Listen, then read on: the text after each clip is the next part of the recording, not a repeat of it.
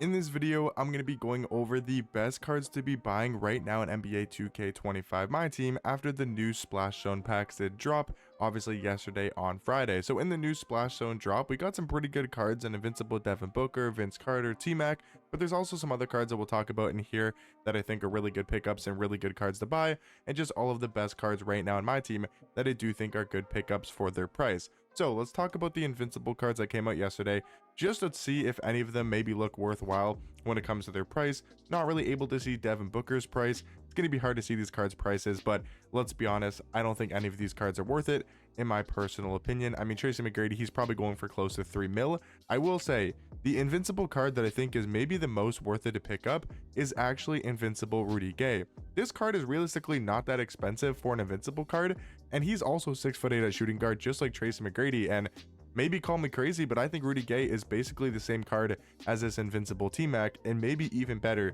if you do prefer Rudy Gay's jump shot. So for anybody that has a lot of MT and wants to buy an Invincible card, I think the best Invincible to pick up, who's actually not that crazy expensive, I mean 33 legend badges with under 10 minutes, and he's only like 1.3, 1.4. I know it's a lot of MT and he's going to go for more than this, but that's also 33 legend badges. If you get a stock one, I mean maybe 1.5 or under, I feel like you could get for Invincible Rudy Gay, which again is actually a pretty good pickup for people that spend a lot of money on this game or have a lot of MT saved up and want a top tier shooting guard. Now, going over to Season 7, I do want to talk about the Splash Zone set because there are some pretty good cards to buy in here. I don't know if any of like the Joel Embiids are worth it, you know, Brandon Ingrams are worth it. They're just a little bit too expensive and not that much better compared to their previous cards. I would say Jonathan Isaac's probably the biggest difference between his last card, just because of the stat upgrades going from a Galaxy Opal to a 100 overall card, and he got some better SIGs, but his jump shot stayed the same, which again just isn't a good jump shot. Brandon Ingram is a great card, so I guess like BI is probably the best between the three of these top tier 100 overall cards. But honestly, call me crazy, I think the best card for its price is probably 100 overall Steve Nash between the 400 overall cards, because he's realistically not that expensive. I believe he's under 200k for a stock Steve Nash, and 6'3" point guard, I understand is undersized, but he's got a great jump shot. They changed his release and they gave him some of the best SIGs in this game. I think for his price, this is actually a really good pickup at the point guard position. And then I would say Brandon Ingram, you know, if you can get him for a cheaper price, I think he's a good shooting guard as well, because he's a much better defender compared to his Dark Matter card, and his release goes from quick timing to very quick as well. But talking about the Dark Matters and Galaxy Opals and Pink Diamonds, do you have to talk first about this Vladimir Radmanovic, however you say his name, Radmanovic. He is such a good small forward card, and I mean he's like 200k, maybe even cheaper. Really not that expensive for this card, who is 6'10" at small forward with a 7'2" wingspan, and they gave him literally some of the best SIGs in this game. I think he has KD size up, but besides that, he's got Garland dribble style, Kemba escape, Trey behind the back. He's got an amazing jump shot, Pro 2 fade, again on a 6'10" small forward card. I think he's one of the best pickups in this game. Honestly, I think Vladimir is literally one of the best pickups you guys can buy in this game. I feel like if you need a small forward, he is a must-have small forward in this game without a question in my mind. I also think Deron Williams kind of on the same level as Steve Nash, but for a much cheaper price. So if you don't want to go after Steve Nash and you don't want to spend too much MT on a smaller point guard, go spend the 40,000 MT on Dark Matter Deron Williams. He's another card that, yes, is 6'3" at point guard, but man, does he have a really good jump shot. I believe they gave him Kyle Lowry base, Benedict Mathurin upper on very quick timing, Pro 2 fade, and then he's got Garland dribble style, Steve Francis size up, I believe. Yeah, he's got Steve Francis size up, and then I think he's got like Kemba or Curry escape, and then Trey behind the back. And I believe also the Zach LaVine moving step back as well, which is one of the best animations in this entire game. I know he's an undersized point guard, only 6'3", but if you're okay with that and you like, you know, smaller guards, this is probably one of the most usable smallest guard in the game. And again, for 40k, I think he's actually a really good pickup if you guys need a point guard. Jalen Johnson is okay at small forward. I haven't really seen or heard too much about this card. He looks okay at the small forward position, but again, I know he's more expensive, but Vladimir is just so much better of a card at the small forward position. I would say the next two cards that are good budget options are cards like Luke Walton and Jalen Suggs. I do think they're good, cheap salary cap budget type of cards, whatever you want to call them. Like Luke Walton, he's 6'8", can play small forward, has a nice jump shot. He's good defensively across the board, 90 in every single defensive category. And then Jalen Suggs, he's another type of Caruso, you know, Drew Holiday, 6'5", shorter point guard, but not too short. Really good defender on the perimeter, 98 steal, 98 perimeter, but then also does have 94 interior defense, 85 block, really good in the speed category, and his jump shot's great on very quick timing, and I believe they gave him some better sigs as well. So I'd say those are like the two best Galaxy opals to buy from this set, but maybe the most worth it card in this entire game, besides Dark Matter Vladimir, and he might even be more worth it for his price. This card is around 10,000 MT, maybe even cheaper in price. And I'm talking about this pink diamond. I know, pink diamond in almost June, but dude, this is not a pink diamond card. He is 6'8" at shooting guard. His stats and his badges might not look incredible. I understand that, but that's not what matters at this point in the year. He's got pretty much 90 in every single category that actually matters. But what they did with this card is they gave him the Darius Garland dribble style. They gave him the Steve Francis size up, the Kemba Walker escape, I believe, either the Kemba or the Curry. Kemba or Curry escape, I don't remember which one, but both of those are the two best escapes in this game. And then they did give him James Harden behind the back, which isn't too amazing, and also the James Harden moving step back. But man, Garland dribble style, Steve Francis size up, Kemba escape with a really good jump shot. I believe is JT Thor base with Denny Avia upper on very quick. He's also got Pro 2 fade. Again, on a card that's 6'8" at shooting guard and costs 10,000 MT.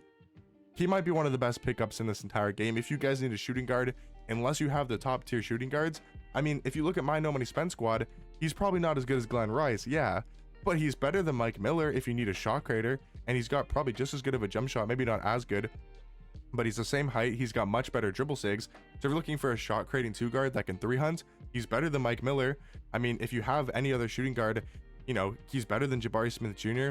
He's better than, you know, even he's on the same levels like an Amen Thompson or Rick Barry, those type of cards that are also good pickups. And we'll talk about those cards here in a second, but he's 10,000 MT. Those cards are 150K or whatever they go for. I mean, this is one of the best value cards in this entire game, and I don't think it's particularly close. 10,000 MT for a card that realistically should be like 200K, 150K for how good he is at the shooting guard position. So he's definitely one of the best pickups alongside Vladimir. You know, Jalen Suggs, Luke Walton are solid. You know, Deron Williams for an undersized point guard, Brandon Ingram, and then also Steve Nash as well. Going back on over to the vibe set, there wasn't really too many great cards to buy from this set, honestly, besides Brad Miller. He's a really good power forward option for about 50K MT. I do like this card at power forward. He's got a nice jump shot. I believe it's Jared Allen base, Donovan Clingan upper, on very quick. Has good sigs. I believe it's like Garland behind the back, Kemba escape. He's got good sigs, also the Pro 2 fade. Other than that, I just don't see their card being worth it in here. Like, if you need a shooting guard, don't get Jamario Moon, even though he's a solid shooting guard. Go get that Josh Childress or whatever his last name is, Childress. Go get that card, man. He is so much better than Jamario Moon. I'd say the only card from this vibe set that actually is worth their amount of MT. I don't think any of these 100 overall cards are really worth their price. Glenn Rice is great, but he's definitely a little bit expensive. And then get Brad Miller if you need a power forward, and that's about it from the vibe set. From the downtown set, I really do like Artis Gilmore for his price. He's very similar to like a Mark Eden type of center card, can also play the power forward position. Do like him as a big man. I also really like this Dark Matter Rick Barry. Again, if you're working on more of a budget and you don't have much MT to spend, don't get Rick Barry and spend all your MT. Go for that Josh Pink Diamond card. He is going to be a lot better for his price. Even though Rick Barry still might be a better shooting guard, he's a great pickup if you have some more MT. But man, that Pink Diamond Josh card, he's just so good for his price. Now, talking about the Skyline set, don't go for any of these 100 overall cards. They're just not worth their price. There is some good Dark Matters to pick up. Like, I think Franz, he's a little bit more on the expensive side. I believe he's getting close to a buy now price. I would not be surprised if this card is a buy now very, very soon. But he's 6'10" at shooting guard with a fast jump shot. I do like Mike Miller a little bit more. I feel like his jump shot's more consistent. He's cheaper. And I think he's just a great pickup as well at the shooting guard position. I think Brandon Miller also for his price is a really good pickup at the shooting guard position. He's at like 80,000 MT, but that's because I'm recording this right when King of the Court is going on. But I do think he's a really good shooting guard. And then also Jack Sigma, another card that is a beast at power forward, like 75K. He's really good defensively, has a nice jump shot, 96.3, but mainly is going to be here for the defensive ability, 97 block, 90 steal, 94 perimeter with a 98 interior defense. And then, you know, going back into season 6 from the out of position set, I really like pickups like Andrew Bogut, 7-foot point guard. Denny's really good at the point guard position, 6'9" with a nice jump shot. You go over to the glitch set, you still got the Kembe, who yes is expensive, but is still one of the best buys in this entire game.